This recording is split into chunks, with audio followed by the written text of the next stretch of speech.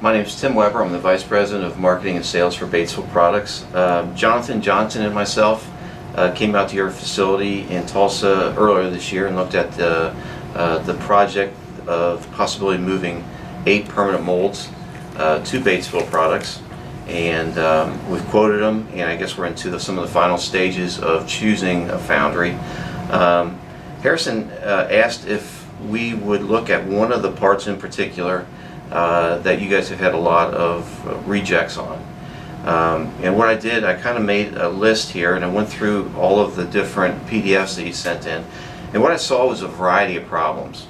You had shrink in this one, you had inclusions. We saw a lot of pictures of inclusions. You guys called them shrink, we call them we saw it as inclusions.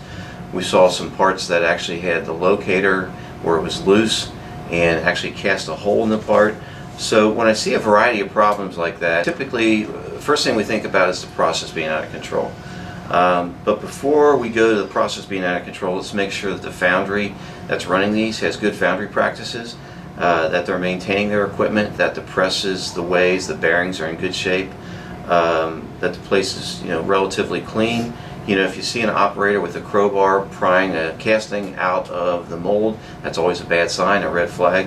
So let's address that first, make sure that's done. Then I go straight to the mechanicals.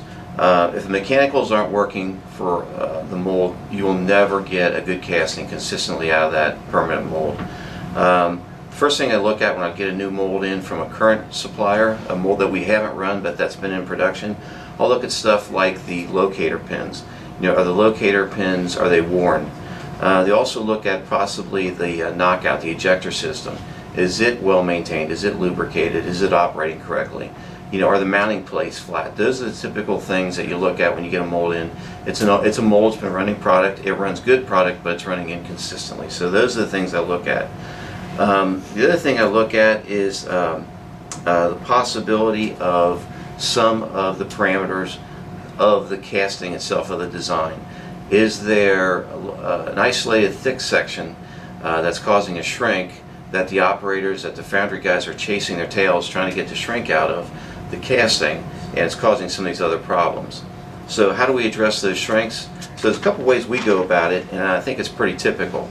You either reduce the mass, reduce the area that you're having the shrink in, you feed the area so that you can counteract the cooling with metal flowing in from what we would call a pop riser, or you chill it. And the way you chill it is you put some sort of a copper-based alloy material at that location that will actually suck the heat out of that area. So those are the ways we would attack shrink if that's the problem. The thing that you've got to really look at is just good foundry practices. Is like, as I'll talk a little bit earlier about maintenance. Are they keeping the foundry up? Does it look good? Is it good melting practices? Are they always looking at scrap reduction as part of their process? Are they collecting the data? Are they using the data to make improvements? Is the lighting good in the facility? And are they training their folks? These are all things that we really cue in on to make our process robust and the castings that you get consistent. We think this is a good project for Batesville Products. I think we could do a good job on it.